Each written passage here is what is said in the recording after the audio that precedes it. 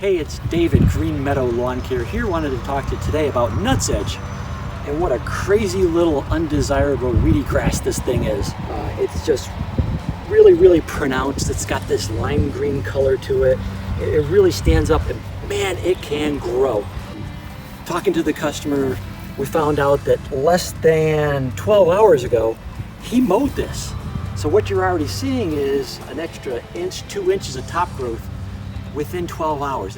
The trouble with nutsedge is that it thrives in poor draining wet soils.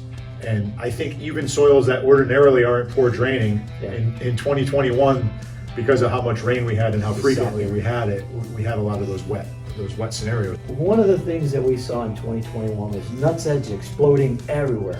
Looked like there were lawns that were half nutsedge, half good grass growing everywhere, a little bit of bent grass.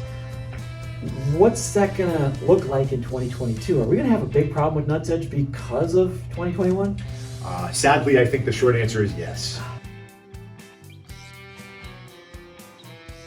What happens is nutsedge, once it's allowed to go to seed, it is a prolific seeder, and it produces a ton of little seed heads up in the top of the canopy. Fortunately, when those are mowed or weed whacked or knocked down otherwise, all of those seeds end up falling down into the soil, and they're sitting there ready and primed, ready to go the following year. How does that go from a seed to a little nut? Like any other plant where the seed falls off into the soil, and then the first thing that it does is it grows like a combination. It's actually called a tuber, is what actually grows down in the soil. Kind of almost like a garlic or an onion or something along those lines, where your root structure starts to work its way down into the soil, and then you have a bulbous structure that kind of forms underneath that. And that's what makes it very difficult to control, unlike some of the other things like crabgrass and goosegrass that we talked about.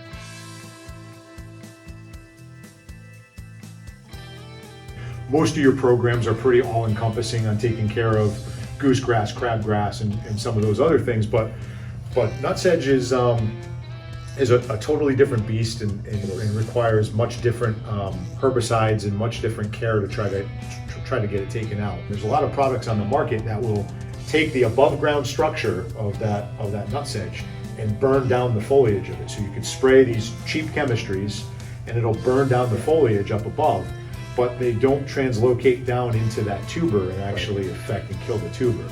The product that you guys have chosen to bring into your portfolio is the only one on the market that actually works. It absorbs into the foliage, but it works its way down into the tuber and works towards eliminating some of those tubers. What is the name of that product, John?